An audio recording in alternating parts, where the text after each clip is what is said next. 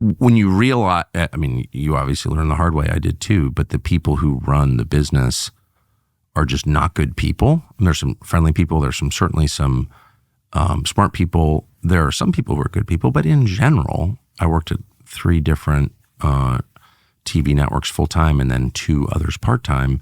And I just found as a rule, management, they just weren't people you would make the godparents to your kids. A lot of people are afraid. I mean, I just think it's like... Is that what it is? Well, certainly linear television, now the big companies, I think people are terrified. You see management, they don't know where they're going to be the next day.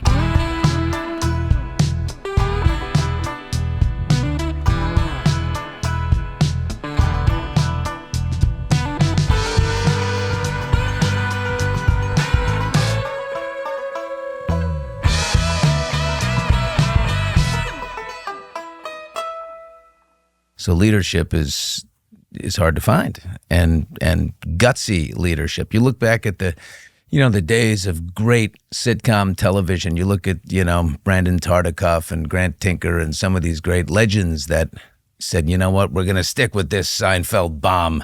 It's not the ratings are terrible, but that's right. There's something there, and we're going to hold on to it, and we're just that. As your audience is shrinking and the gains are shrinking, people are just terrified. They're looking over the shoulder. They're wondering, am I the next to get fired? So I mean, that's absolutely right. I forgot Seinfeld was a bomb at first. It was not doing well. I totally forgot that. Imagine someone pulling that off the air. They would do it now. It didn't work after 2 episodes or 3 episodes. Right. This didn't work after a year or 2 years. It's incredible. Right? They had the runway though because they were making so much money. NBC was making money in every category then. And it had some good lead in and all that stuff, and then they stuck with it, and now it's makes more money in reruns still than most original shows. That's incredible. Yeah. You've been in TV for like 30 years, or in broadcasting certainly for 30 years. Yeah.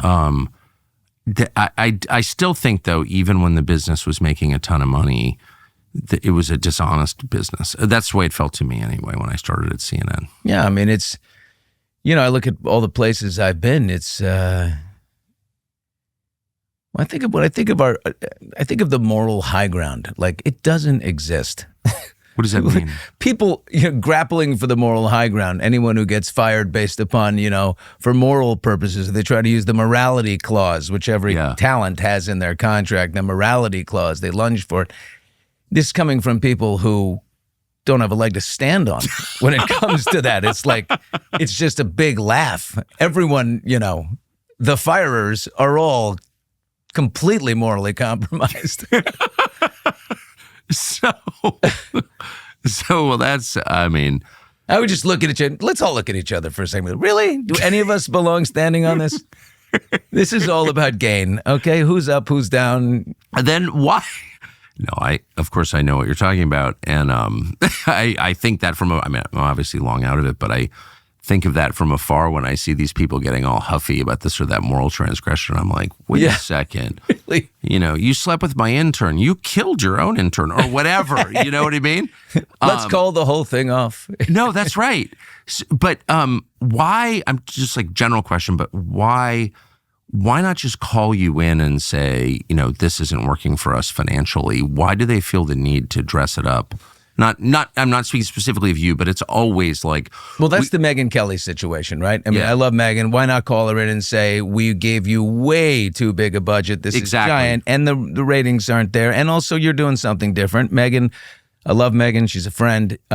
She was a ferocious attorney interviewing people at 9:00 at night. And then, the daytime show with da-da-da-da, it's, like, here's the fresh muffins, everybody. And, it just, all of a sudden, it's totally. It's like Martha Stewart years ago had a version of The Apprentice. After Donald Trump had The Apprentice, they gave one to Martha. They thought that would be great. But Martha had a different idea. Her idea was, I'm going to write sweet handwritten notes on pink stationery. I'm sorry, we have to let you go. No, that's not the Martha we want. The Martha we want, the Martha we love is cold and tough and the nut cutter. Yeah, nut cutter. You're out of here, bitch. You're gone. That's the Martha we wanted. So this is. It happens that you have to stay. I guess But Megyn is such a great example, though. So the They hire Megyn. Oh. She's, got a kind of fired by the same man that fired me.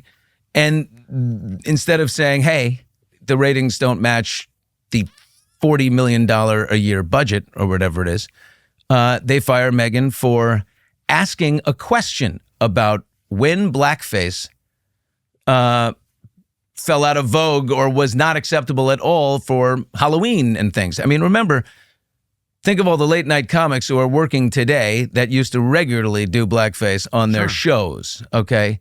And there was a time where if a girl dressed up as Diana Ross, it was like she legitimately loved Diana Ross.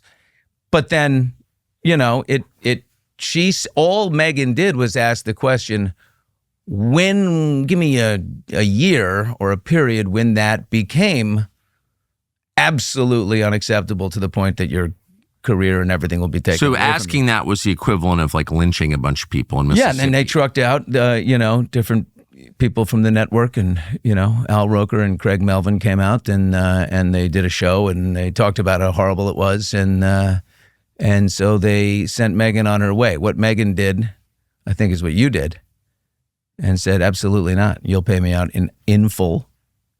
My contract will be paid.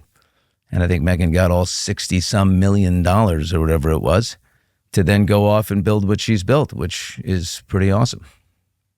She's tough. She's a tough woman. She's tough. And she got tougher going through that. And I think, like a lot of people I've known, you either become a better person or a worse person. And she became, I think, a better person. Yeah. She's a wonderful person. One of my favorite people, actually.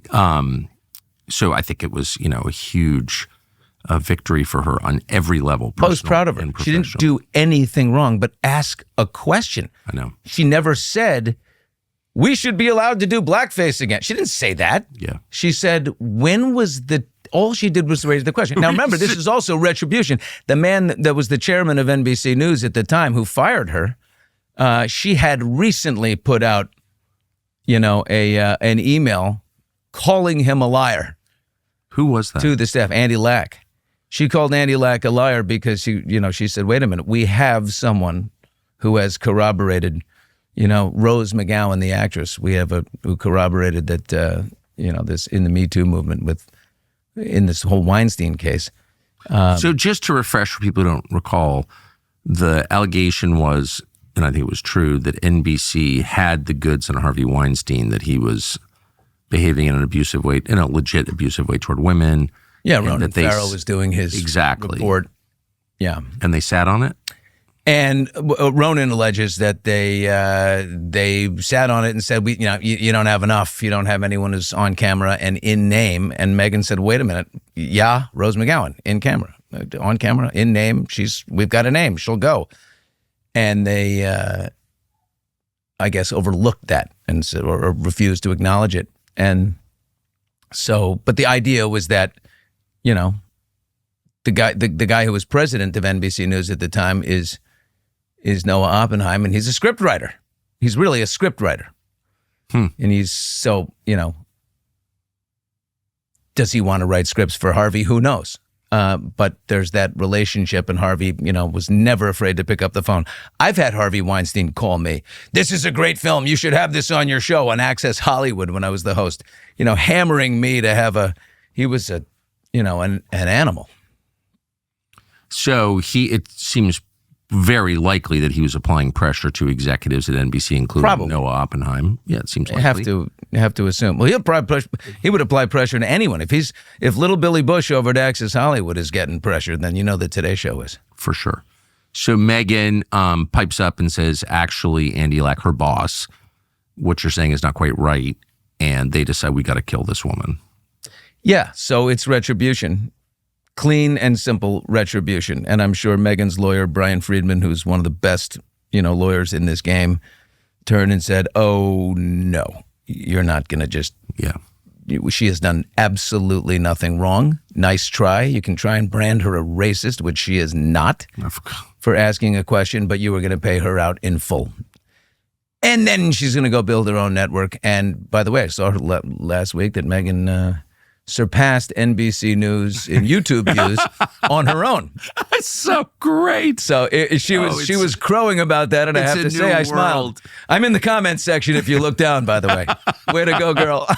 I love it. So why, and I'd forgotten this part of it, Al Roker and Craig Melvin are two hosts on NBC, both black, and they torpedoed Megyn. Look, the play ball or not, right? I mean, they were asked to appear and talk about the severity of it, and this is when you're in the machine of it, the severity of blackface and appropriation and all these things. Look, these types of situations are offered to you, right? I mean, play ball with the big machine, or maybe you're out next too. I will say this: Craig Melvin is a really good guy. I like him a lot. For the 2 months that I was at the Today Show, he had the office next to mine, and we would call in response, sing. I liked the guy so much. I would go, "It's a beautiful morning," and then he would finish the lyric, and he was just a charmingly lovely guy. Roker, on the other hand, is a bit vindictive. He's he's not jovial. He's no. Because you do think fat people are jovial, just by definition almost. Well, I mean, I always assume that. Don't you? Well, like Santa Claus, kind of. Yeah, you're supposed to be. Yeah. Maybe that makes you mad. But although Al got himself in shape, however he did it, and oh, did he? I haven't seen. I don't have a TV. Well, he's listen. When I was at the Today Show and I just got there, a producer of mine called me and said, "Hey, Al Roker just liked a tweet from someone calling you a white-splaining racist." I said, "What?" So I looked at him and said, "Wait, I'm on the air with him every day. You got to be kidding me." So I went to my boss, the head of NBC, the head of the Today Show, Noah Oppenheim, and I said, "Hey, dude, I can't sit on the air with someone who's going to be liking tweets that call me names that are insane. I haven't done anything of the kind. I don't know what that even means. Like, what are you talking about?" So he's like, "Oh my God, I'm so sorry." And he had to go talk to, I'll talk to him. But you to file him under the group of people who did not want me there, right? Wait, so I there's a group that didn't, and Matt Lauer. Did Roker ever say, "I think you're a racist"? No. To your face? No, hey, Bushman, how are you? But like this thing. But I could feel like when I got to the Today Show, there was definitely. Wait, where'd you been? Just get Access Hollywood for 15 years. Okay, in LA. Let me give you the brief of how I got to the Today Show. Yeah. I built some leverage. I got a relationship with the woman who was the head of talent for ABC News, Good Morning America. Who's that? And her name is Barbara Fadita. She ended up offering me a job. Ben Sherwood was running ABC News at the time. They offered me a job for Good Morning America to leave Access Hollywood and become like a national correspondent, but rotating in the studio and get your shot, basically. Hey, getting back up even more, how'd you wind up on Access Hollywood? I did something local. I did some local feature reports back at WNBC in New York after doing radio for 6 years. Started in radio in New Hampshire, of all places, right out of college. Then I went to DC. Had my own morning show there for 5 years, like a morning zoo type of morning show. And then I did this local thing on television, just my own feature reports, fun stuff that I would write and edit and like that made me laugh. And people liked it. And so ultimately, they came to me and said, "What's your deal? We'd like to have you. We're looking for an East Coast correspondent for our show, Access Hollywood. You'll get to do red carpets and meet all kinds of movie stars." Okay. Sounds good to me. So that I started doing that in the end of 2001 and, moved to the Today Show in 2016. I was there for 15 years. What was that like? I mean, it was really fun in the beginning. It was just awesome. Back when Must See TV was on Thursday nights. So, the ratings were big. There was car service. It was super fun. I got to do all these events and I sort of moved my way up. And in 2004, they moved me to Los Angeles to become the host of it. And I'm out there, until I said, "God, am I going to die doing this? Like, I got to change it up." So I put this like plan into effect to make some inroads. But you could have stayed forever, right? Oh, I could have stayed forever. Yeah. But I really wanted to get to like a Regis Philbin style, morning show. Yeah. Fun, warm. And that was when I made the move to Good Morning America. Then NBC said, wait a minute. Whoa. Leverage is that thing. They know when you have it or you don't. Yeah, that's right. They knew I had it. They knew I was moving. And so they said, okay, we'll give you the 9 o'clock hour at the Today Show. It's yours. Come on in. When was that? And that was 2000. So I made the move. My first day on the air at the Today Show was at the Rio Olympics. Yeah. Yeah, in Brazil. In the summer of 16. In the summer of 16. And my last day was October 7. So sorry to laugh. Yeah. It was exactly 2 months. In the interest of honesty, we went to high school together and dated sisters, so we've known each other for a long time. We should get into that. We don't need to get into that, but I'm just saying. Your wife's younger sister, my first love. Yes. And so I obviously I was watching all this carefully as it unfolded. I felt like phony not saying that. So you're living in LA, wife and 3 kids. You plan on moving back to the East Coast. You go to Rio, big deal. It's the Olympics. NBC has the Olympics. This is how they're going to roll you out. Yeah. Right. Heck of a rollout. Heck of a Viewership's rollout. Always exactly up, the whole thing. It's the craziest viewership of the cycle. Yeah. Yeah. And you get to Rio. I'll never forget this. And you got basically right away, the knives came out for you on staff. Right away. What happened? Well, remember the Ryan Lochte story. The Ryan Lochte story broke. It was big. Ryan Lochte was held at gunpoint overnight. They went after swimming competitions. He and some other swimmers went out, got drunk, partied, and then they were at a gas station in Rio and they were held at gunpoint. Anyway, we wake up this morning, the morning after this, read it. I'm like, oh my gosh, this story about Ryan Lochte. 2 hours later, somehow, I run into Ryan Lochte. And he's just bumbling down the street with with vodka breath, and he's by himself and just bumbling. And I've got an iPhone on me, and I'm like, this is a huge story. Just walking down the street in Rio, one of our major athletes held at gunpoint in a foreign country at the Olympics. This is massive. I only have this. So I give it to my co-host and friend who's with me. I said, roll this. Lochte, come here. And I pull him over, and I said, roll the camera. I have 1 minute and 42 seconds still on here. It's all I got before the Olympic Committee, U.S. Olympic Committee representatives saw me across the street talking to Ryan Lochte on an iPhone, and they buck over to stop me. But I get him to tell me what happened. Amazing. And I'm like, wow, because the second week of the Olympics is always a little slow. You got swimming and you got gymnastics and all the big things in the first week, and it's only track and field. It's like pole vault. And it's like you need something else. Like a storyline would be great. All of a sudden, we have Olympic athletes at gunpoint. This is incredible.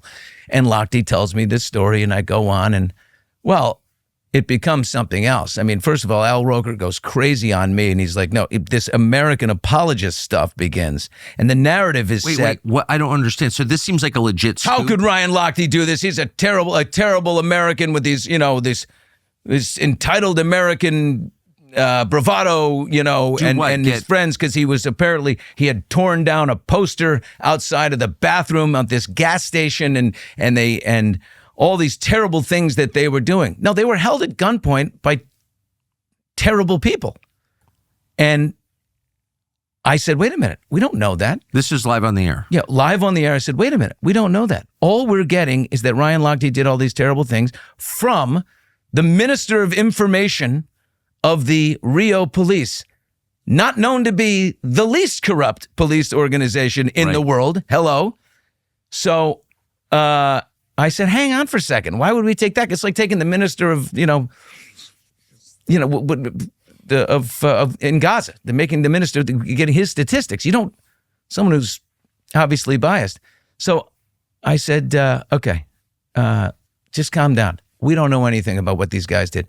In the end, when everything came out, Ryan Lochte didn't lie about anything but one thing. He said he was sitting at gunpoint. He was actually kneeling at gunpoint. That's it. So in other words, everything he said was totally true. And the entire U.S. media organization, led by NBC because we're on the ground, totally savaged this guy.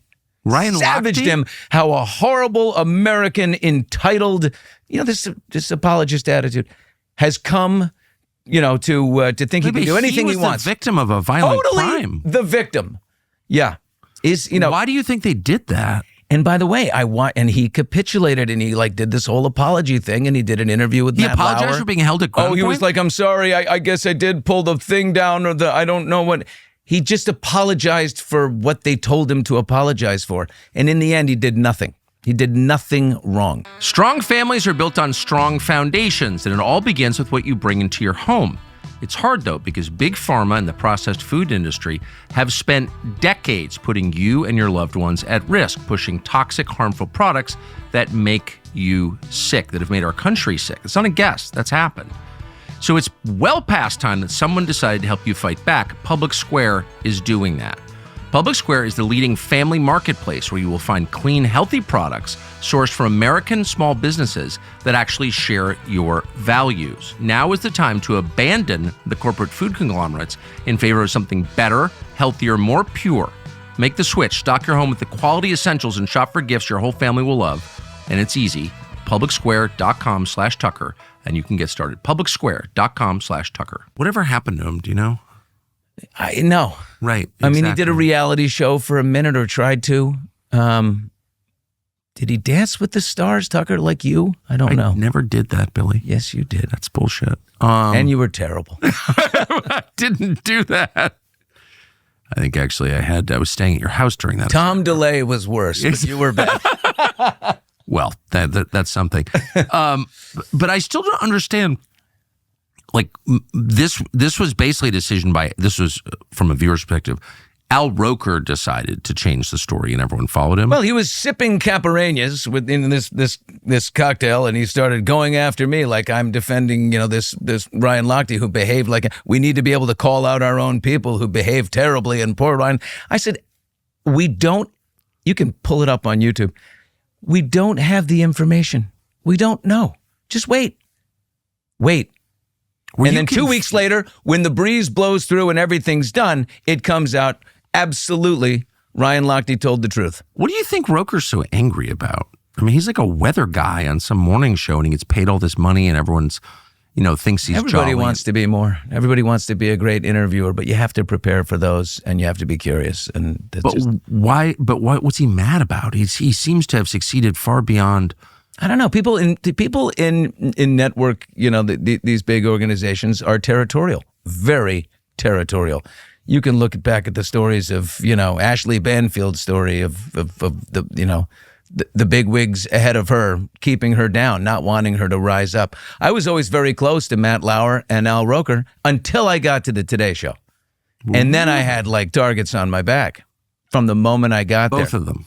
There's two worlds. There's And, remember my relationship with them before was as the guy on Access Hollywood who basically would promote them. Right. Right? Our job was to promote everything on NBC, whether that's The Apprentice or whether that's the Today Show. I am the chief rabble-rouser entertainment guy. We cover everything, but NBC stuff is first. Yes, you can cover, 24 on Fox, but first cover Seinfeld because it's on NBC. So we promote our own things. It's just like a football announcer saying, and tonight, don't be, make sure you catch NCIS LA tonight at something on CBS. It's a lot of promotion. Access Hollywood was basically a promotional vehicle. So when I showed up as, no, I'm now one of you who could potentially replace you one day because you're older than I am, and that's just the way it works, then, you could feel the energy change. So when I ultimately got fired from NBC, it was a lot to do with the inner workings, the politics of being the new guy there. Did you? What I find so interesting about it, everything you're saying makes sense. Of course, I've seen it a lot. But what's interesting is that nobody said anything to your face, that it was all feline, passive aggression, treachery. Yeah. I've written I have a great chapter that I wrote, and I wrote it years ago, so I wouldn't forget any details of what exactly happened with my firing. And it was just, it's unbelievable. I was playing catch up the whole time. I found out that the Access Hollywood bus tape was in the NBC News building by Matt Lauer. Matt Lauer came to me after I got off the air at the Today Show on a Tuesday morning, and he said, "Hey, what are you going to do about the tape?" I said, "What? What do you mean, Matt?" And he said, the tape, the bus tape, you and Trump and the whole thing. I said, "What are you talking about?" I said, what do you mean? This, and I knew I remembered the tape. It's 11 years old at the time. So back up. Just start at the beginning of this story. What was this tape? When was it shot? What is it? It was shot in 2005. It was the end of Access Hollywood was rebuilding a studio, so we had to find a reason to get out of the studio. So we did Access Across America. It started in Miami, and it goes to whatever, to Atlanta, and then it works its way back to Los Angeles, giving the studio people the workers enough time to finish a new studio. So it's just it was sponsored and the whole thing. But the last stop, how long was pick up Donald Trump at the Beverly Hills Hotel in Los Angeles and drive him 20 minutes to the studio, deliver him, because he's going to make an appearance on Days of Our Lives. And he's going to be playing he's going to be playing a big, gaudy billionaire who gets hit on by, a young starlet. That's his character. Oh. I figure Donald should be able to pull this off. So the bus is pulling in, and the cameraman, get off the bus. We got to go down to the end so we can catch your arrival. So the cameramen get off, and they run 300 yards ahead while the bus is stopped, waiting to, for to film its approach. Because the woman who he's going to be acting with is waiting, and there's a welcoming crew from Days of Our Lives. They're all waiting, and this is the arrival shot. So the cameraman gets off. He never stops recording. So we're still sitting on the bus with the microphones, and he gets off. Stop recording. But the red light is still on, so the audio is still recording as the cameraman runs away. Can't imagine worse luck, right? But who cares? It's just Donald Trump from The Apprentice. And you're just doing this silly little thing. This is 2005, and we're doing this silly arrival shot. Well, the Donald at that point, while we're waiting, he gets into what he likes to talk about. And, and you don't choose the agenda with Donald Trump. He talks at you, and he started by talking about my co-host Nancy O'Dell, and he, she's so hot. What happened at that? I handle that beautifully. And he keeps going. I'm sorry. I'm just too amused. He just starts talking and talking and talking. And everybody knows what he talked about. And then when we arrive to the shot, except for the end part, the most amazing thing about the whole famous line that starts with grab. Yeah. I just can't even say it because it's never funny to me. But the amazing part about all that is I have no recollection. The first time I ever heard that was 2016. Of course. Days before they fired me, because I always remembered it for the personal connection, him talking about taking Nancy O'Dell furniture shopping. And I thought, oh my God, that is so funny. Wait, what? Like he took Nancy O'Dell furniture shopping because he was trying to hook up with her, and he's like, here, I'll buy you this coffee table. I'll buy you an armoire. I was like, this is so absurd. It's so, oh my God. Do you think it was true? But here's the amazing thing. Oh yeah, definitely true. I got 100%. I got off the bus. And, so the cameras are there. We returned to filming. And I'm like, hey, Donald, meet the person you're acting with. And the whole thing lines up and looks like I'm feeding a wolf to this, feeding this lovely damsel to this wolf after what has just been said. But no one knows what's just been said. And I don't even recall hearing the thing. Of course. I didn't hear that till 11 years later. So it's just a giant shit show. Well, but also you work in LA in the middle of Hollywood. Like you hear a lot of stuff every day. I mean, Julia Roberts has said worse to me.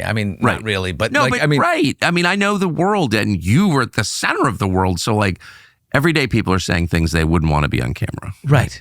Yeah. But you also have this, we worked in this incredibly weird world where you have like 10, 15 minutes, in my case, forever, because it was a drive across town, to really talk to someone before you talk to someone. Yes, of right? course. You and I chit-chatted for 15 minutes before we turned these microphones on. Just like, hey, you doing? What's going on? Like, how was the drive? Yeah, no, but but I've known you for a long time. But if you didn't know me, you would have that time always to establish a little rapport, and you meet them where they are. Yeah. So, and with him, you don't have a choice. It's never how's the wife and kids. There's never that. There's what I did the other day. Great shot over the bunker. You can only hope it's a golf day. But then listen, here's the amazing thing is after that happened, like if you want to look at I reported it. I didn't report it like he said terrible things on the bus. This is awful.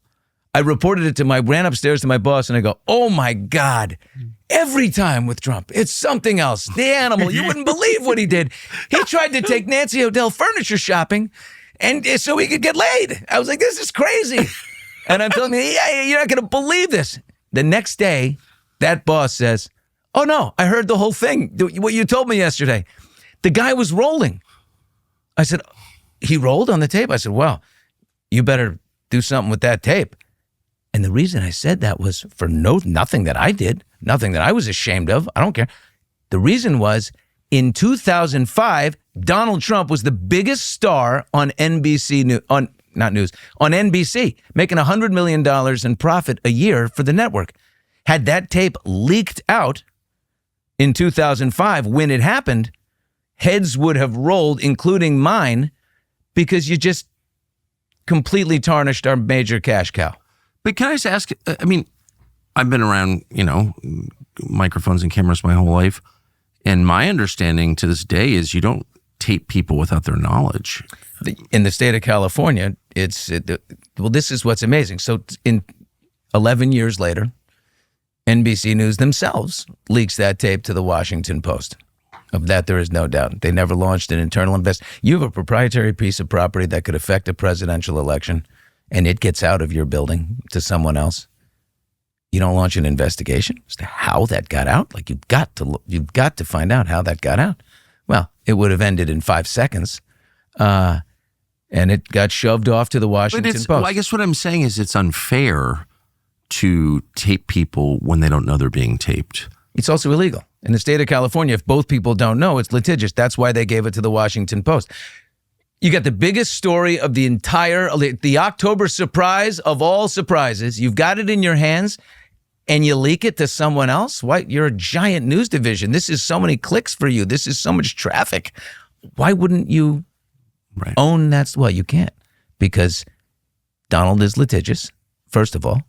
And second of all, there's enough reason to believe there's no camera on the bus that he didn't know he's being recorded. But it's also wrong. You shouldn't do that. I mean, why is it different putting a camera in somebody's bedroom or the bathroom? Like, it's wrong. What? It is wrong. So that's what I fought all week long before I got fired. But let's get into it's actually a more interesting story than I realized. So this happens 2005 now, almost 20 years ago. You tell your boss he's seen the tape. He has seen the bus portion of the tape when you talk to him. He heard it that one day and told me. I never heard it. He just said, oh yeah, the audio was on. He told me, I heard the Nancy stuff. He never mentioned anything about the word grab. Never came up. Who was your boss? Rob Silverstein. Yes. Yes. But here's the crazy thing. Executive producer of the show. Executive producer of Access Hollywood. But we'll get to how he's become the executive producer of my new show once again, how that's come full circle. What? Forgiveness, Tucker. It's an amazingly powerful thing. You ought to try it. You ought to try it. He's working for me. Don't think I didn't kick his teeth in. Don't think we didn't fall out for 2 years. Don't think I didn't take back the Rolex I gave him as a gift when I moved from the Pee-wees to the big leagues. When I got my big job at the Today Show, I had a party and I said, here you go, baby. I'm giving you a Rolex. Thanks for helping me get there. 2 months later, I said, you son of a bitch, if I ever see you, I'm going to kill you and I'm going to give me that Rolex back. And now he's your producer again. Now he's my producer again, because you know what? Sometimes you have I don't blame him, because he was he asked for permission. When he sent the tape to NBC News, he was asking for permission to use it. Wait, so, okay. let's just back up here because I know the story, but others don't. So you, and Rob Silverstein was your friend too, not just your EP. Oh. Yeah. So, spent the night together sharing a bed during the blackout in New York in like 2012 or whatever it was. Wow. Because we had nowhere to, sweating next to this guy. So, that's the last you hear of this tape for 11 years until you get off the air, if I'm following this correctly. And Matt Lauer comes up to you, and you're not thinking about the tape. No one ever mentioned the tape again. The tape is just like the day before that Monday, Rob Silverstein called me in New York, and he just said, "Hey, just NBC's asking. Remember the tape with Trump and the whole thing? They may want to look at the. They asking for a transcript. I may send it to him because Trump said some crazy things. You don't worry about you. You don't do anything on it. You don't even say a thing." I say, "Okay, whatever. It doesn't mean anything." Then the next day, he says, "I'll call you if anything happens." Well, I never got a call from him. The next thing I hear about it is it's in Lack's hands. Andy Lack, the chairman of NBC News, has it, and Kim, whatever her name is, the legal counsel, the lawyer, she's on it. And Lauer says, you should probably go see Andy Lack, before this thing, they have it. And I was like, oh my God, okay. So I left the studio, went across up to Andy Lack's office, and Noah was there. And I said, "Hey, Noah, what's going on?" And he said, "Yeah, so we got this tape." I said, "Listen, I don't know what tape. I know about the tape. But I've never heard it. So he played it for me. And I will never forget sitting in Noah Oppenheim's office, the president, the general manager of the Today Show, as he played the part. And when it got to the grab line, Noah laughed. He was in the room. He laughed. Oh, and I guess I got fired for laughing, but there he is laughing, because when you hear something that absurd, what do? You laugh. Mostly laugh. It's like a nervous laugh. Yeah. I've never heard anyone say what he said. I was like, this can't be real, obviously, so I'm going to laugh. But I don't recall it. So it's just the first time I ever heard it was that day. And I went, oh dear. And then I watched the tape and I saw the arrival and the greeting, and I said, oh my God, the optics of this are just horrible. I'm the first to admit, this looks terrible. And what happened in the ensuing days was, hey, what do you want to do about this, Billy? And I said, what do you want to do? I said, what do I? That's crazy. Yeah. This is from Andy Lack, the chairman of NBC News, who was the only person in the world I'd hit with a tire iron if he was sitting right here. Yeah. And Noah, I wouldn't. I've forgiven Noah. Andy, tire iron. Truth. But in the ensuing days, it was all, what do you want to do? We could do something with this. These things, I remember this quote, these things have a way of getting out. That's what Noah said to me. And I'm like, no, they don't. You can't. Listen, what if I become the guy whose preamble before interviews gets used, whoever that public figure is never going to talk to me. I'm going to be the guy that no one wants to talk to, because don't talk to Billy Bush before the interview. The cameras are rolling because he's probably secretly rolling. It's journalism 101. And no one came to my defense on it, of course, because it was such a hot time. Everybody was just, their heads were in the sand. But that whole week was, what do you want to do? And I said, you can't use this. It's illegal to do that to him, to anyone. I wasn't defending Trump. I'm defending my reputation as a journalist and someone who wants to interview other people in the future. And just basic fairness. Yeah. And also, by the way, you were paid to interview Trump and to do this set piece with him, the scene with him. That was your job. It's not like you and Trump were like in a bar or something. It was like this, you were working for the same company. It was a primary job for me then. Remember, The Apprentice was the biggest thing on TV, and Trump, every other celebrity had a publicist that followed them around and said, you can't say this, you can't do that, you can't use this. They'd try to shape your message. Trump's publicist literally just carried like a bag for him, because Trump is going to do what Trump's going to want to do. He doesn't care. So he was a soundbite machine. I was with him 3 days a week. And when I wasn't with him, my boss would say, how do you get the next thing with Trump? We need him every day if we can have him. Because he's saying things like, remember the horrible stuff he said about Rosie? Every entertainment show couldn't wait to run that as a headline. Of course. Right? No one does this. Amazing. Except Trump. How is he's gold for ratings. Oh, he's unbelievable. In fact, he's helped. So I was constantly tasked with get on his plane, get into his apartment, go on a house tour with him. One of the great things I did with Donald Trump, still available online. Check it out. We went voting together in 2004, Bush-Kerry. We went voting together, and we went to 4 different polling places, and he wasn't registered at any of them. It was hysterical, and he kept getting furious. So I just did all these things. And did you have fun? It was part of my job. Like, I got promoted. I ultimately became the host of the show because of the amazing things I did with Donald Trump. I dressed up in disguise and snuck into the season 2 auditions of The Apprentice. And I auditioned as a mustache, and I had a cowboy hat on. I called myself Richard Broom, and I made my way over to a table, and Donald was sitting at the table, and I sat down with 8 other strangers. And as he asked questions of everybody, to see if they'd be a part of the cast. No way. And he looks at me and he goes, "You're a weird-looking fellow." He take off your hat. I took it off, and he goes, "If I don't know that's Billy Bush, I don't know." We had a huge laugh. I mean, let me tell you something. Donald Trump was the greatest reality television host ever. Ever. He was, especially for our show and for that show. That show began as something else, and it turned out, you know what? Why don't we, instead of doing 15 minutes of the boardroom at the end, let's do 15 minutes of stupid lemonade sales and then 55 minutes or 45 minutes of the boardroom at the end, because that's what people really want to see. Because of the drama. The drama. Trump going, "Look, Brandy, I can't believe it. You look like, can you believe what Sarah said about you? It's terrible. She shouldn't say that about you. Sarah, you look like a nice person. Why would you do that to Brandy?" And he would just pit these fights, right? And people loved it. Yeah. Amazing.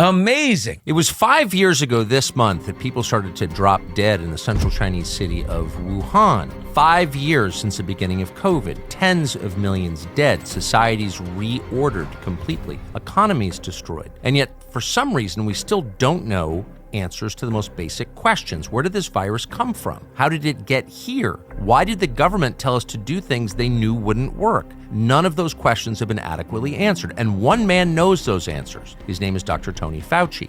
Until now, nobody has really pressed, and now a documentary filmmaker called Jenner First is out with a new film explaining exactly what happened. The film is called Thank You, Dr. Fauci. Jenner First spent years trying to get answers, and in that time, as he awaited Dr. Fauci's response, he went through tens of thousands of pages of documents and pieced together the story, which is shocking. We are proud to host that documentary here on TCN from December 20th to January 19th. You will see it exclusively here on TCN. Again, it's called Thank You, Dr. Fauci, and it's worth it.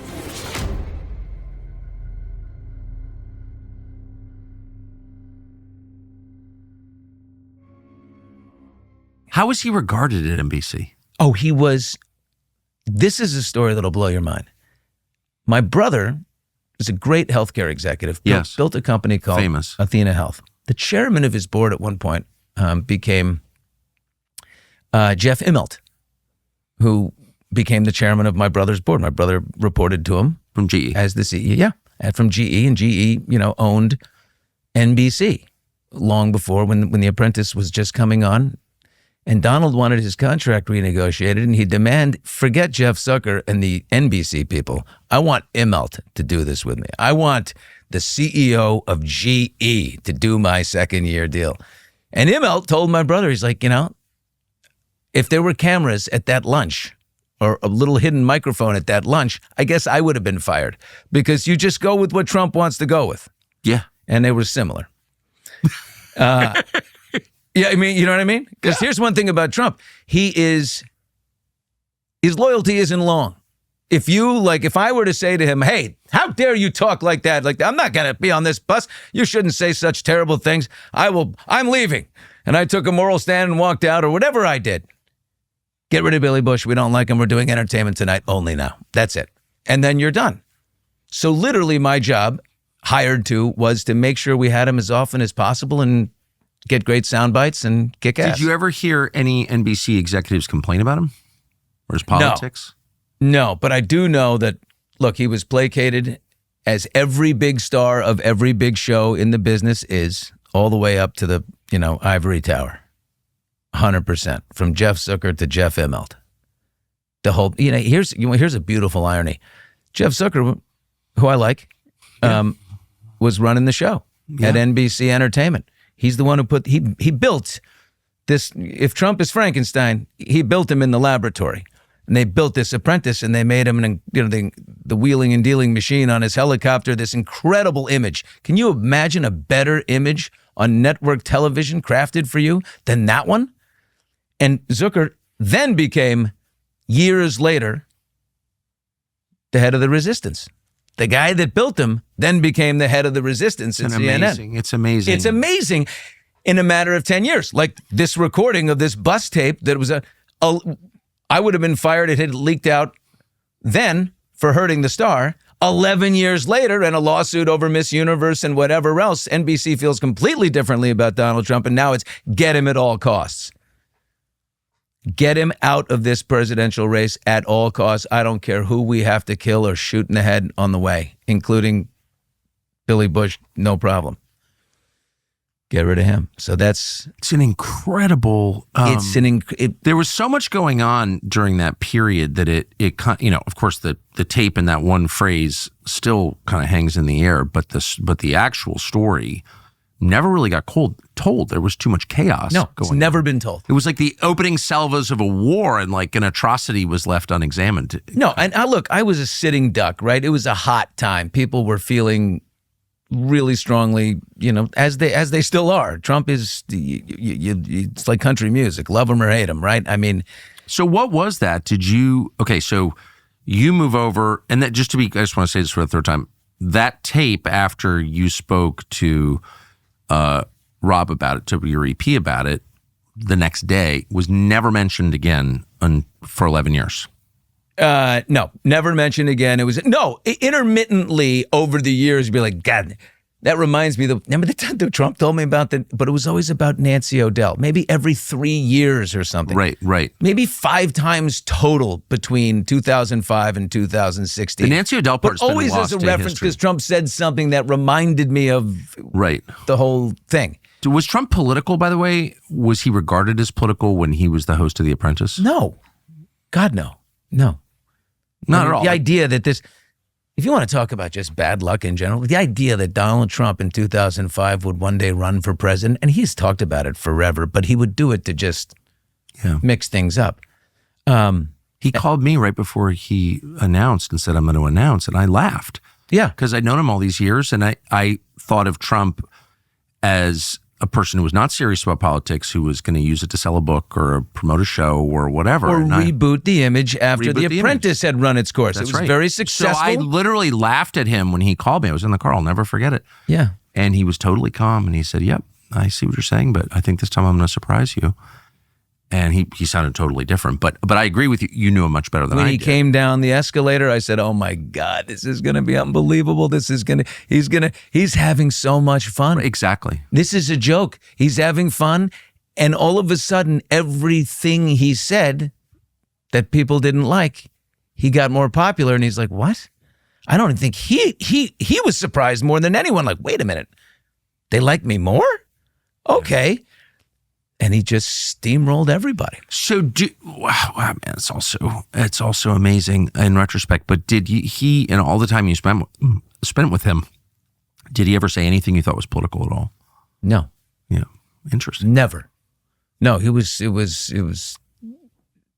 not a chance. We went voting in 2004, the beginning of The Apprentice, and I remember him laughing. I said, have you endorsed have you given money to one of the candidates? Are you behind one of them? He goes, I am. I said, to which one? He goes, I can't tell you that. I said, is there a chance that it's both of them? And he said, there is. Like he had given money to both guys. You're my guy, here's a check. You're my guy, here's a check. Remember, Trump was open about that back in the day. He was like, look, I wanted my businesses to thrive.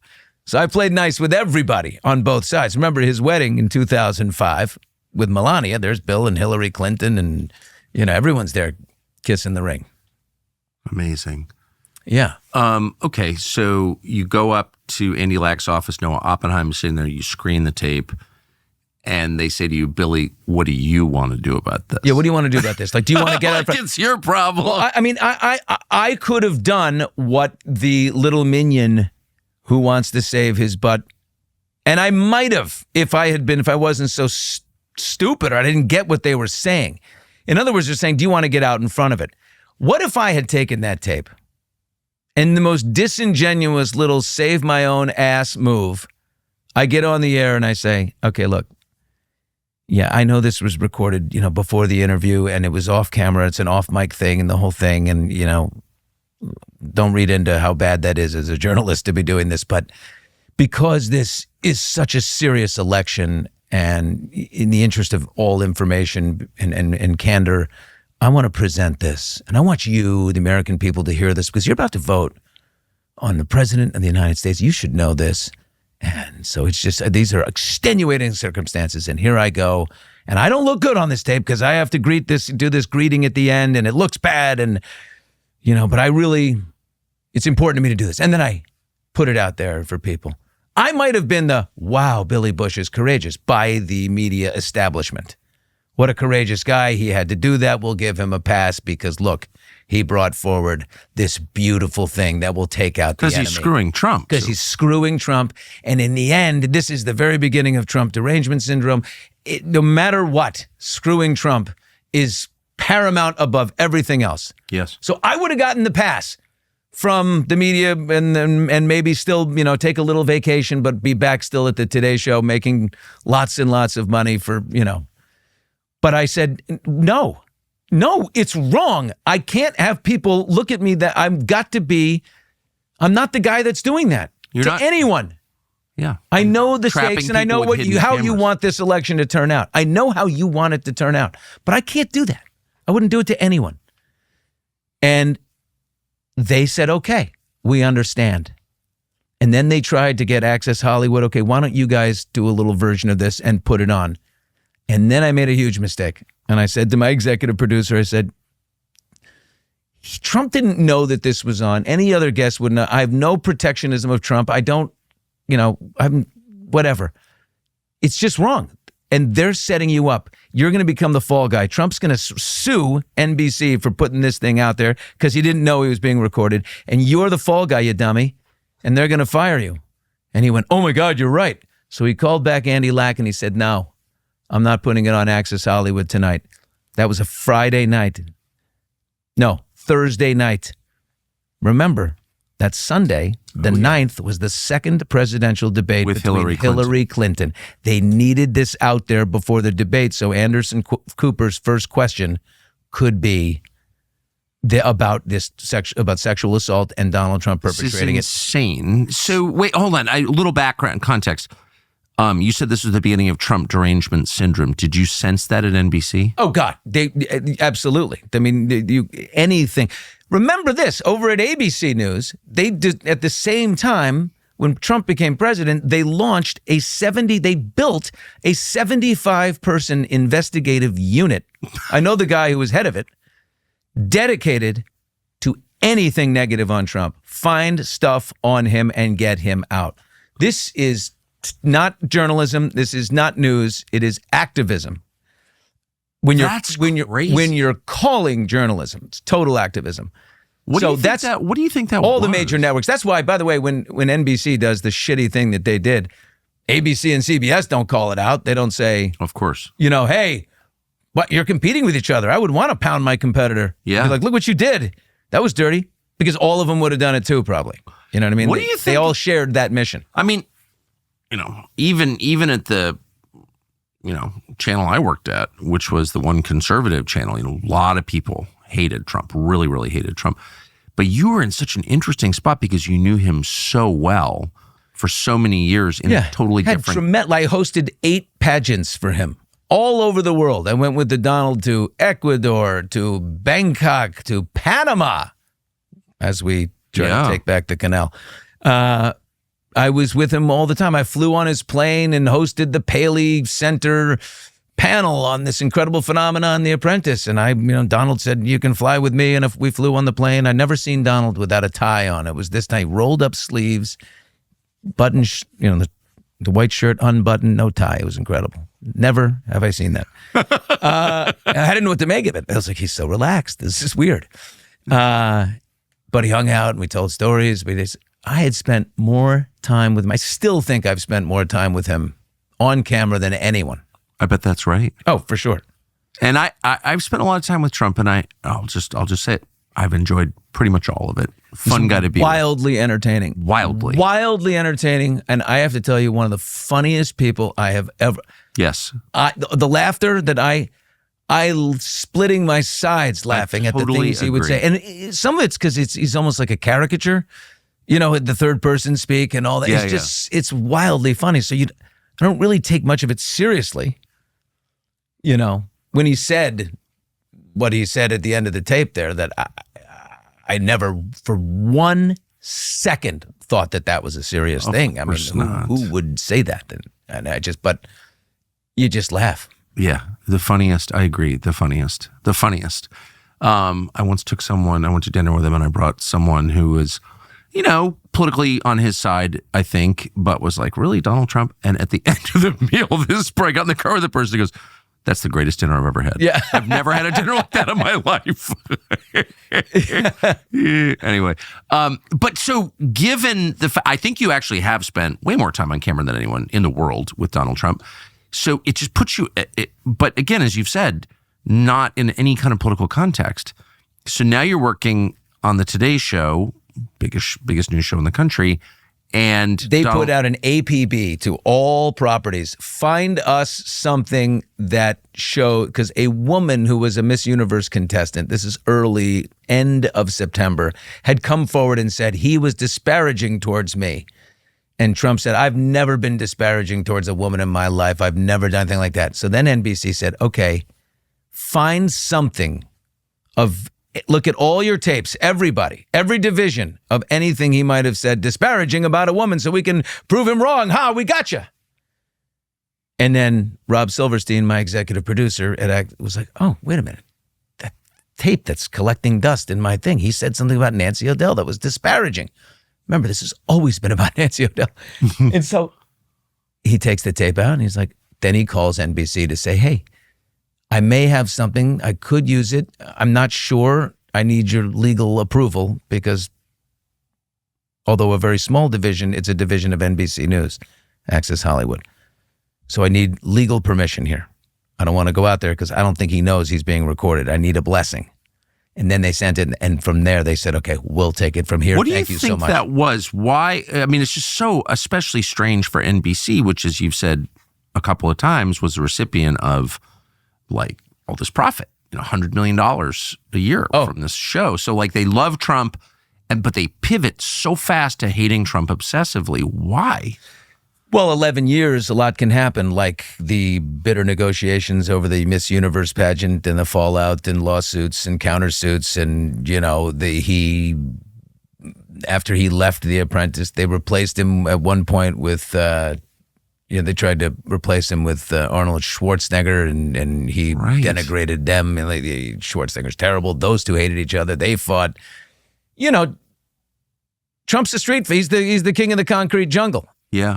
And so he's like, once the Apprentice had died, he blamed them for it. And, he fights dirty. And they, and I think they had, that big lawsuit over Miss Universe kind of bummed them out, and they ended up hating each other.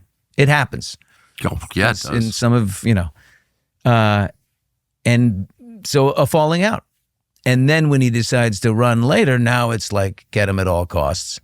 And they want Hillary. They want Hillary, but you didn't see that.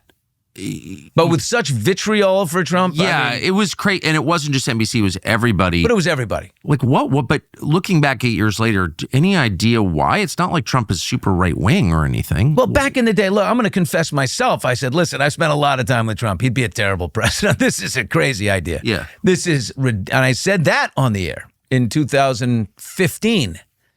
on my live daytime show, I said, as a man who has spent probably the most amount of time, this is a terrible idea. Now, to be clear, I'm the nephew of George H.W. Bush. This is, he was a real steward and by the book sort of guy, and felt, he was a character first, all these things. Trump was something we had never seen before. Well, and also he was, since you brought it up, he was running against your cousin. And he's running against Jeb, low energy Jeb. Yeah. Is what he called him. So this puts you in like the weirdest position of anybody in the media. Yeah. Yeah, when he started saying the low energy thing, I was like, oh man, really? Donald, Jesus. You're so brutal, but God, that works, doesn't it?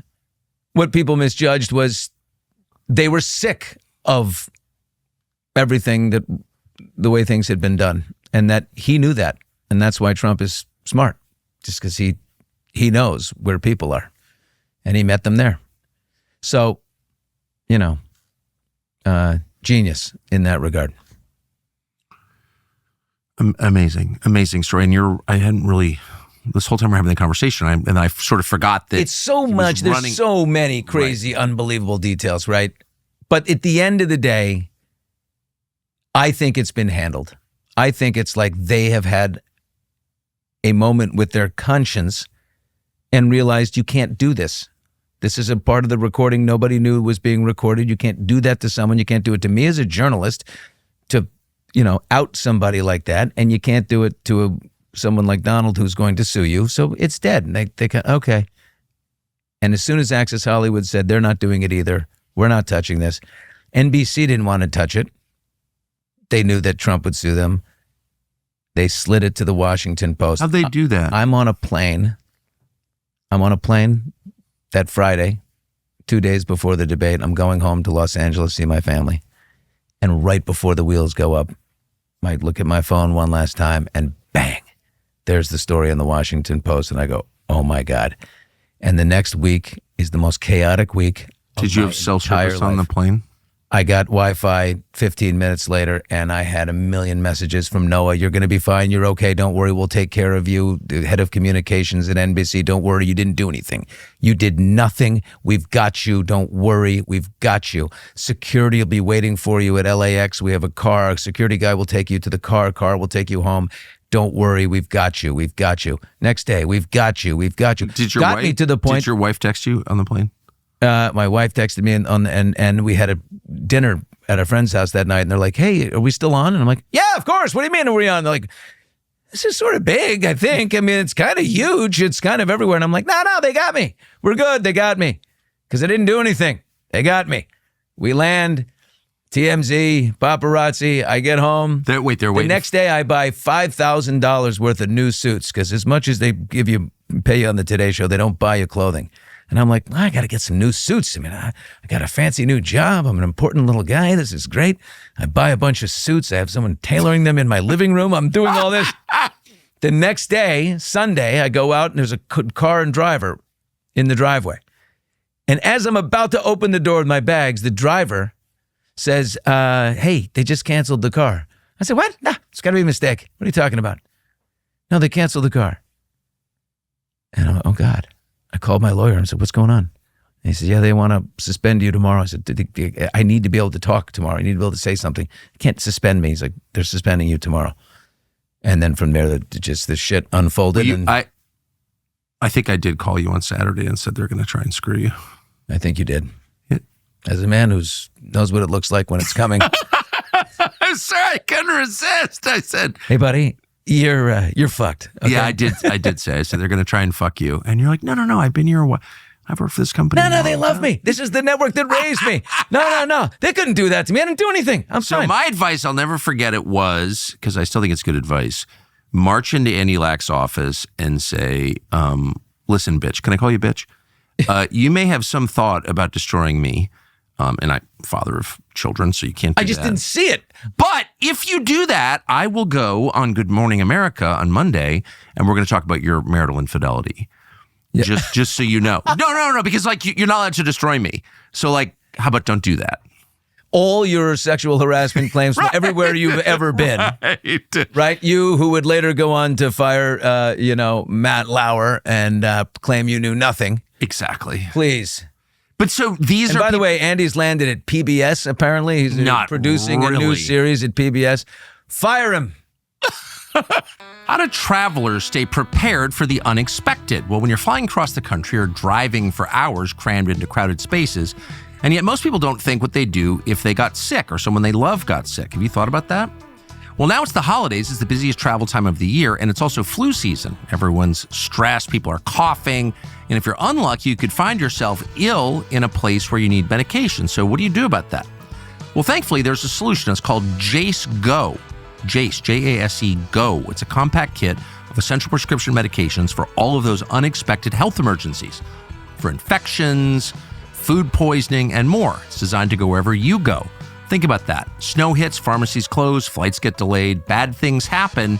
If you have Jase Go, you're covered. There's no scrambling, no worrying. You can be content because you've got peace of mind.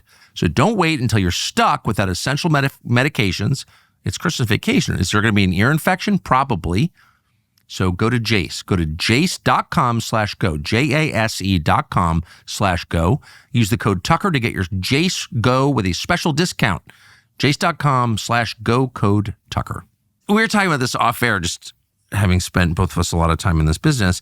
The television executives are that rare group, and you don't run into them very often, who don't respond to anything but threats.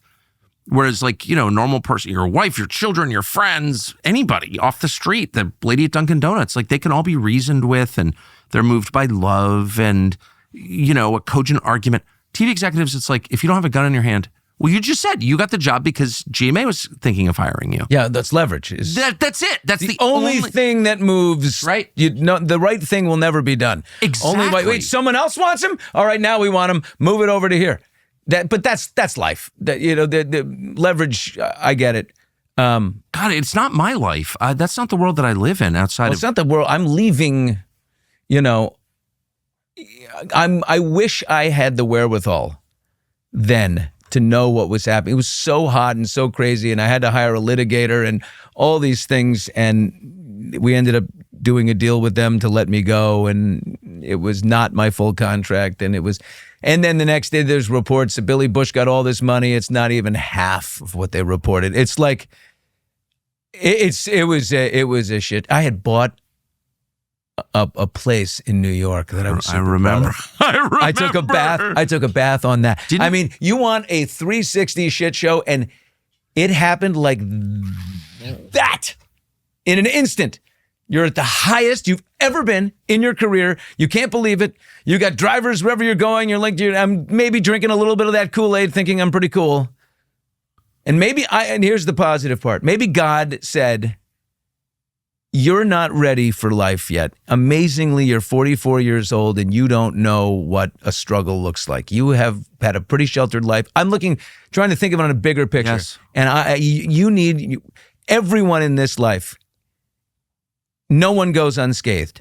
Everyone has to get their doors blown off in some way. Hopefully it's not cancer with a child or something terrible, but it's going to be something horrible that's going to shake you to the core, and you got to figure it out.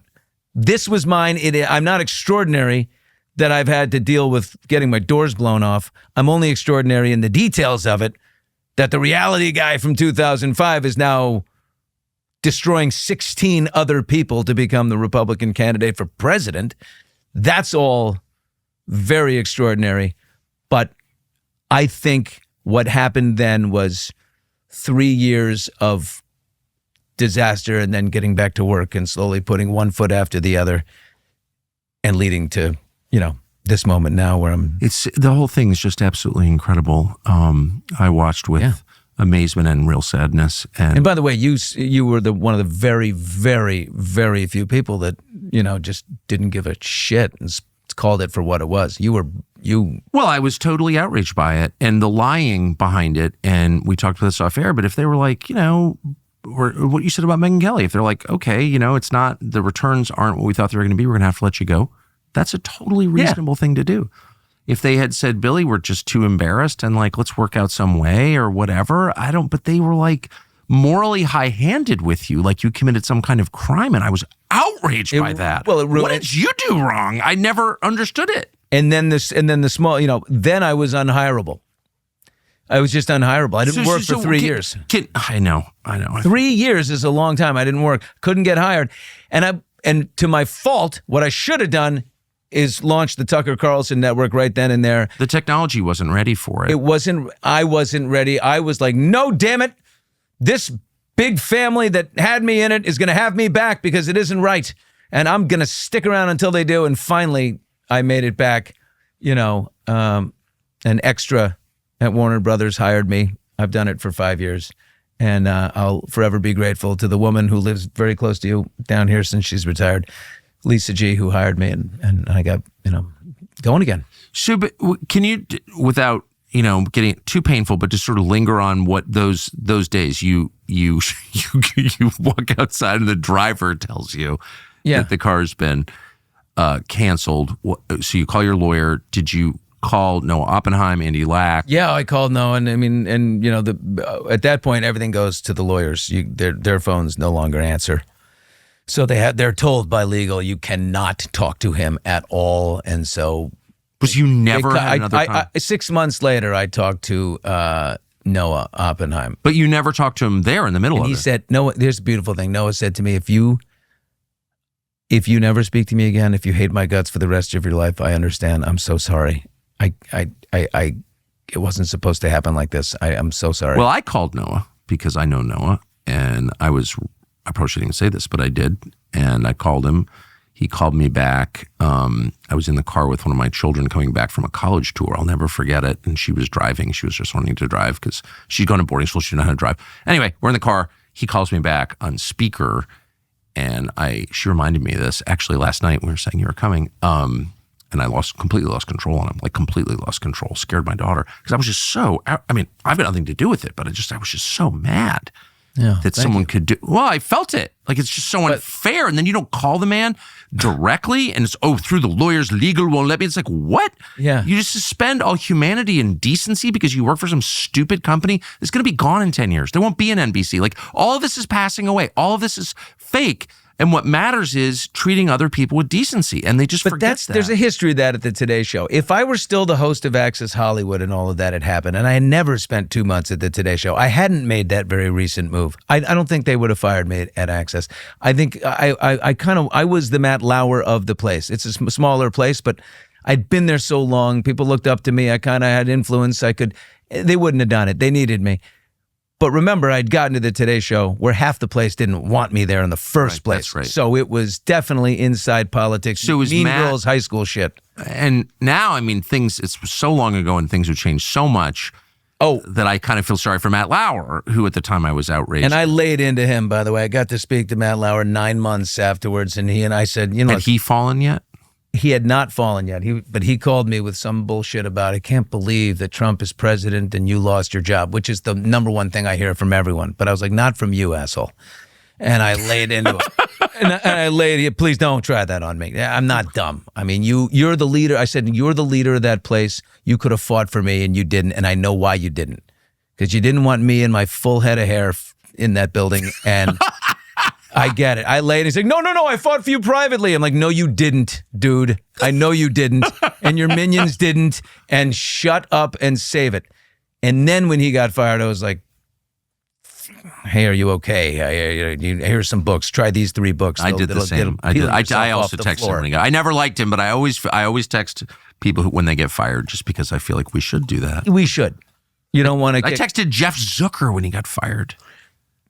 You did? Yes, and the funny thing is, and I really disliked Jeff Zucker intensely. I worked for him, and I intensely disliked him. I like the way you say intensely. I did, and he got fired, and I was in bed. I was in the morning, and someone said, Zucker just got fired, and I texted him immediately.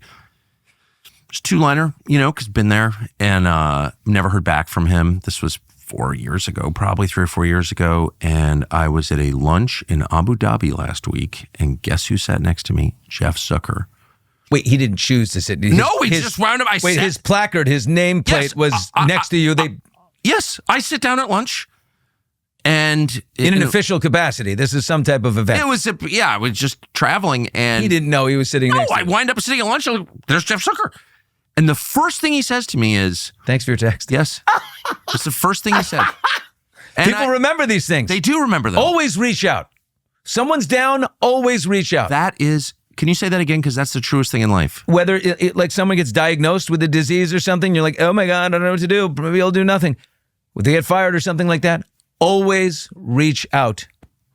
Always. That is. And I can tell you that from a guy. When I got canned, I had beautiful letters. Julie Bowen reached out. We also went to high school with. We went to high school with Julie. God, did I have a crush on her? Yeah. Jeez. But Suzanne Summers and Cindy Crawford and Crazy Dennis Quaid and it goes on. But there's many. I have lots and lots of letters. It's funny you remember it all though. Oh yeah, later. Kate Walsh, the actress, and you're. We know who you are. You're the greatest guy. I'm so sorry. It's like, oh. Always reach out. Always reach out. So you texted Matt Lauer when he, talk about a fall too. I mean, Matt Lauer had one of the nicest, most impressive wives ever. Yeah, an amazing person. Yeah, very sweet. Very smart. But what did he respond when you texted him? Yeah. Yep. Have you seen him? And then afterwards, I chatted with him once, and I haven't talked to him in years. But yeah, I think one thing, there was this funny thing that happened in Rio, like when we got back from Rio in the Olympics. All these people were writing these stories, like In Touch Weekly, gossip magazines were writing, Billy Bush wants Matt Lauer's job, and he's gone in for it. And this is just stuff that in no way is true, because I'm trying to build a 9 o'clock Regis-style show. We were going to do it at the top of the Rock, the top of the building with like a jazz quartet, like a morning live audience. We had all these wonderful plans. It was going to be the most amazing show. So we were like, I don't want your job. But he read all these things, and he thought that I was planting them through my quote unquote team, whoever would be on my. I'm just a kid that came from Access Hollywood. So, you didn't have a team? Oh, my team. So he called me to his office. This is while I was like, this is after my first month. I'm still there. And he's like, hey, I need to talk to you. These, reports that have come out, like you want my job and all this stuff and all these things that started in Rio and all this. I need you to know that they have to stop, and they got to stop now. Whoa. And I went, oh my God, are you a crazy person? Have you been in this business and you're so psychotic, and it's gotten you to the point where you think I'm planting stories to get rid of you so I can have the number one chair? Oh my God, like, do people do that? Like, I just want you to like me, dude. I just want you to take me out to lunch and say, welcome. Yeah. Like I have to every new person that arrives to a show that I'm the anchor of or the host of. Of course. Of course. Welcome.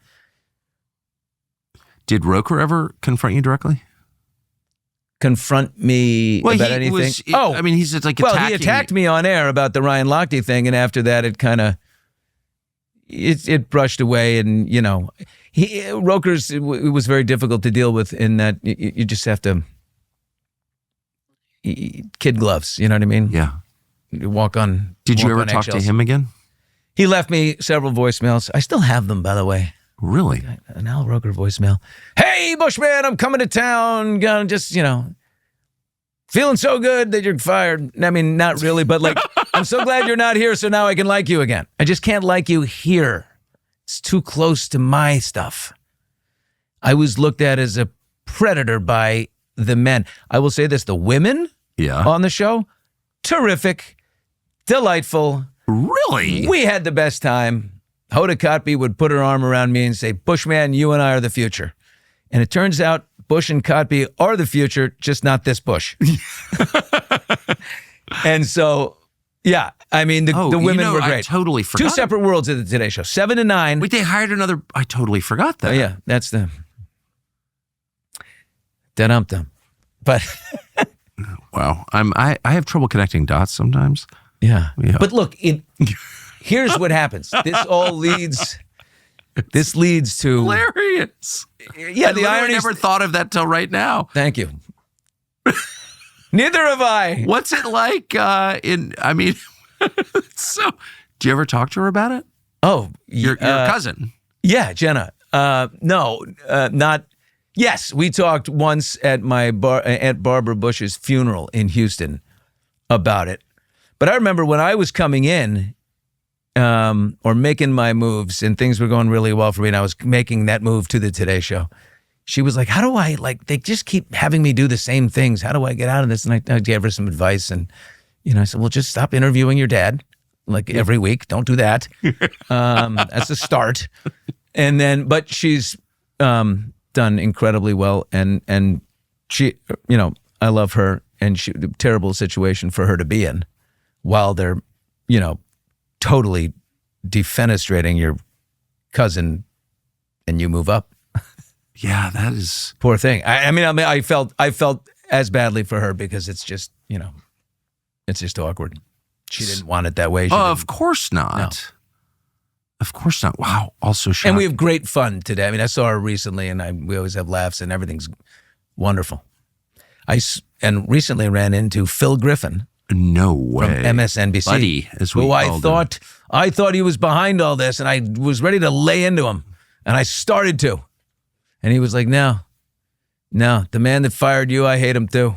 Lack. Yeah, everybody hates Lack.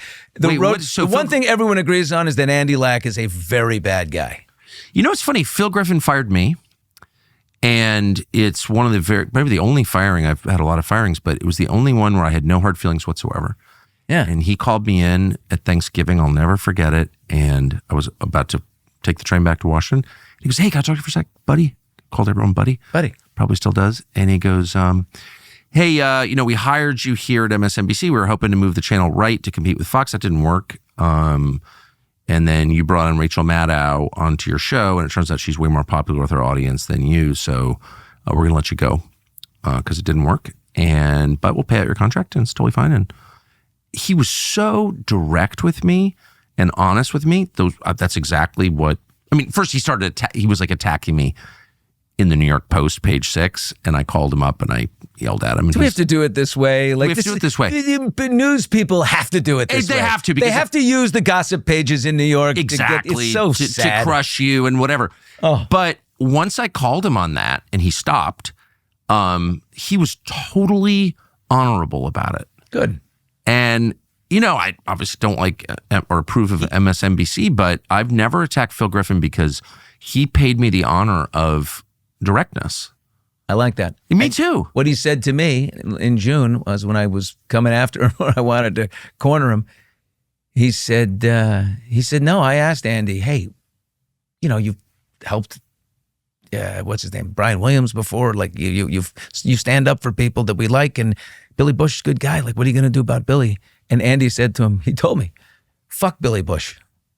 Who gives a shit? Who cares? Billy Bush. What? Doesn't matter. He's nothing. Forget him. And so literally and I thought, oh my God. But it endorsed that everybody agrees that Andy Lack is a terrible guy. My dad called 2 people on my behalf. My father, bless his heart, you called Noah Oppenheim. Yeah. My dad called Andy Lack, and he's like a really high integrity, clean fighting guy. He only tells clean jokes. Calls up and says, he says, Andy, I don't know if you know this. He wrote him a letter. He says, I've recently had a case of the shingles. I don't know if you've had a case of the shingles before, but they're very, very painful. And I just hope that one befalls you soon. You're a horrible person. Jonathan Bush. He's since died 3 years ago. But then he also called Steve Burke because back in the day, Dad knew his father, not well, but his father was Dan Burke, who ran Cap City's ABC. So Steve Burke, who was the CEO and chairman of NBC at the time, Dad called him and said, there's no way this apple could have fallen far from the tree. What you're doing to my son is unbelievable. It's a character, so you're killing this guy. And he didn't do anything. And shame on you. There's no way the apple fell that far from the tree. Your dad was an honorable man. And he was like, I'm so sorry. I don't know what to do. It's just out of my hands. I'm sorry. So sorry. And I was like, that was it. But of the people, always reach out when someone's down and always call to tell someone an asshole that they're an asshole when they are. Exactly. Right? No, but be direct. I think that's be direct. And that's why you'll never hear me attack Phil Griffin, even though, right. Good. And me neither. Because it cleared. So I wanted to like him so much. And then I was like, I remember his face walking out of Andy Lack's office when the plan was in motion to fire me. MSNBC was never first on the air with a story, and they were first on the air with the bus story because they knew it was coming. It was a setup. They had colluded. So just one detail that I elided over, which is how it got from the vaults at NBC News to the Washington Post. Who did it go to? We don't know exactly, but if you want to begin the internal investigation, Noah Oppenheim is the president of NBC. He's the he's general manager of the Today Show. His co-editor of the Harvard Crimson newspaper, back when he was a Harvard man, was a writer named David Fahrenthold from the Washington Post. And Fahrenthold is the one, they ran the Crimson together. They were both groomsmen in Chelsea Clinton's wedding. Actually? Co-groomsmen. Oh, yeah, because one of their other buddies was the guy that Chelsea married. So they were groomsmen in the wedding together. Anyway, that guy's the one who released. It's like the paper trail is terrible.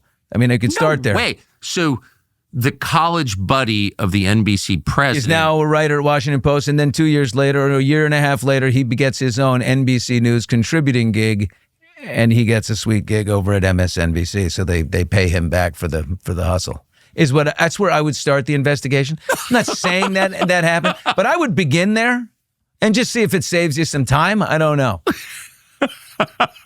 Now, I can guarantee you that here's the good thing about Noah, that Noah didn't want to do this. I'm his only hire. He was new on the job, and he made one move. I'm going to change that third hour. I'm putting Billy Bush in there. He's got personality. That's the guy we want. Boom. He makes his one hire. Then this thing blows up on him, and Lack, no question, turns to him and says, get this tape out into the world. Find a way to do it. And he's like, and he did not want to, but this was the obvious way. So, his only choice was to say, no, Andy, I'm not going to do that. It's wrong. I hired the guy, and we shouldn't do that to him. But he didn't. What happened to Andy Lack? Andy eventually got fired. To be fair, everyone who was involved in all of this has all since been fired. Everyone's been fired. This is like the Soviet Union where, all the early Bolsheviks commit these mass murders. It's not worth it, folks. Then they're all killed. Yeah. Yeah. Exactly. Kamenev, Zinoviev, Trotsky all die. But Lack is now, I've been told, at PBS somewhere producing some series. Why was he fired from NBC? Just one bungle after the next. The Me Too thing came along. Me Too movement came, and the Harvey Weinstein thing he bungled, and then he bungled the Brian Williams that disaster, and then the Matt Lauer disaster. And I think at the end of the day, they're just like, this is not a good guy. Was Brian Williams on your side? He wasn't. He never reached out. I mean, I like Brian. I have no reason not to. I always had fun with Tom Brokaw. Was on the same floor as me where my office was. Craig Melvin was right next to me. Loved Craig. Craig came up to me at a country club. I was having lunch with an old agent of mine out in Rowayton. I went out there to have lunch with an old agent who was in poor health. So I just went to see him. And I ran into Craig and his wife and their kids in the parking lot. And he said, I'm so sorry what happened to you. Like, you were such a good guy. And it's terrible. Is he still there? He just got the big promotion. He's in the Lauer chair. Oh, maybe he planned this whole day. That's a long plan, Craig. That's an 8-year plan. No, great guy, lovely, decent singing voice. And amazing. So, the people you still must know people in linear television at the Today Show or other places. Sure. How are they feeling about the prospects of their business? There's like a few big contracts left, but they're all shrinking. Like Stephanopoulos just renegotiated to come down. Everyone's coming down. They're all coming down to earth. Hoda left, but there's still plenty of $25 million a year people, like everyone on Good Morning America. But all their renegotiations come down. The whole thing is slowly, the lowies for the next 5-10 years, I think there'll be a place for that morning TV, right? But not at these astronomical. It doesn't feel like it drives anything anymore.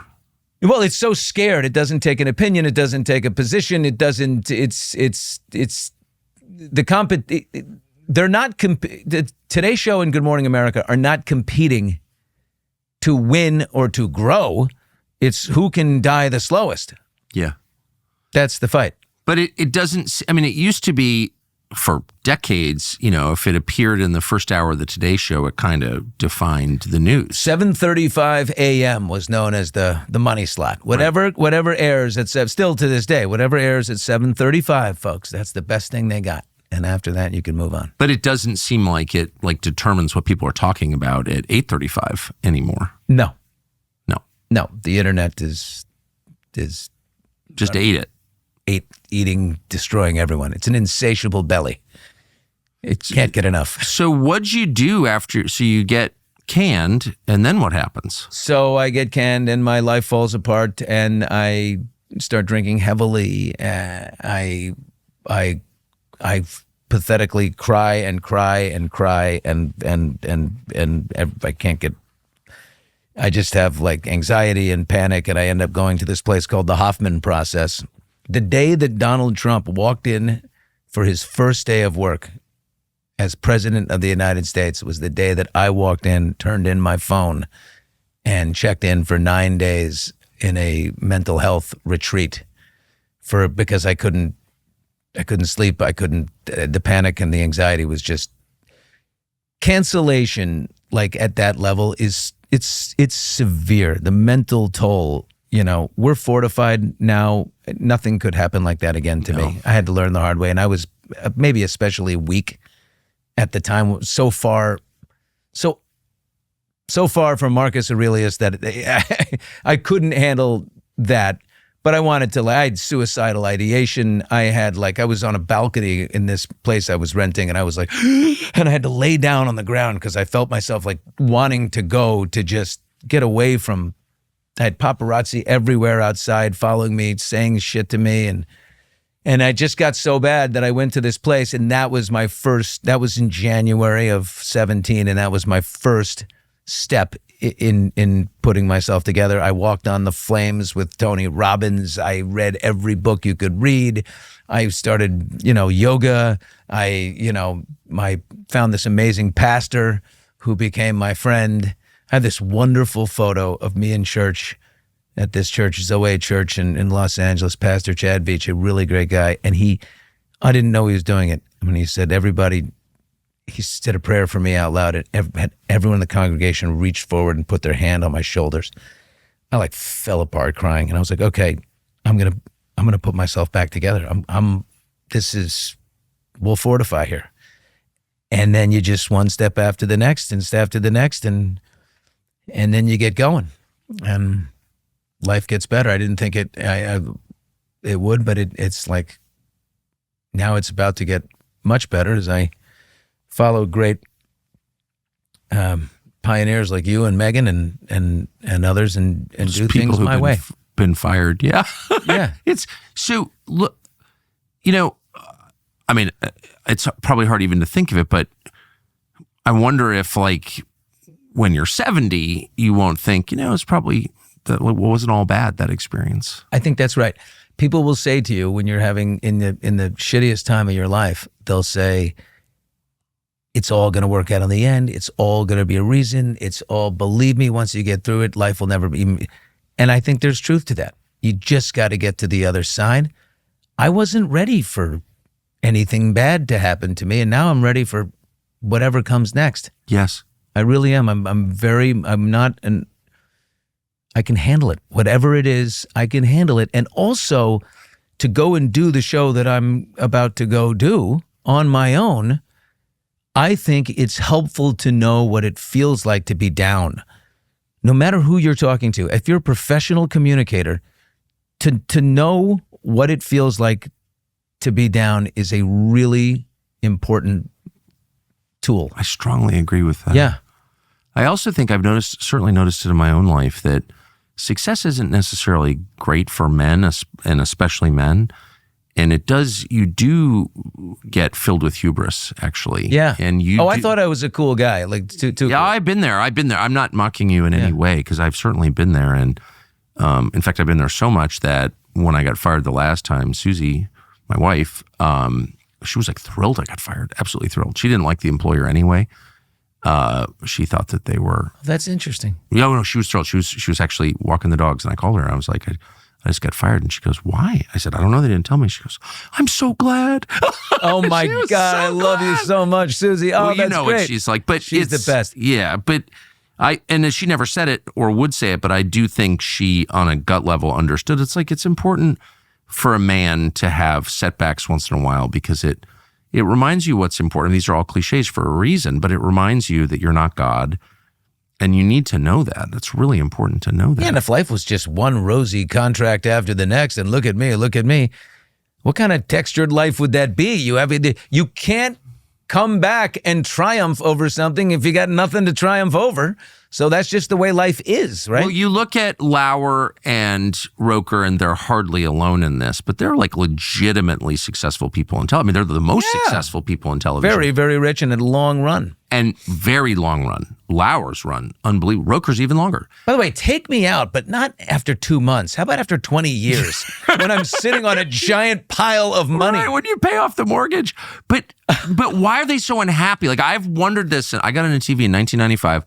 So that's 30 years. I've always noticed that the most successful people are like miserable. Someone yesterday told me knows Larry Fink, who's like one of the richest people in the world, runs BlackRock. He said, Larry Fink, really smart, complicated person, not all bad, but the marker, the distinguishing characteristic of Larry Fink is he's miserable. He's truly unhappy. What is that? Why are so many very successful people miserable? I don't know, but I do know that I don't want to be a billionaire. I'm not interested.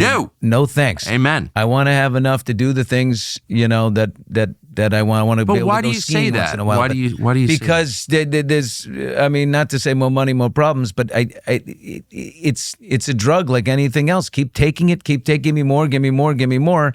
It's never going to satisfy. It's just never going to satisfy. And I want you've seen that.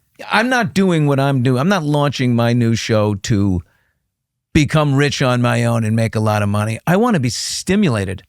Yeah. I want to have conversations like this. I want to look at you and be honest with you and talk to every person I talk to in a completely honest, authentic, funny way. And the truth isn't going to appeal to everyone, but the truth matters.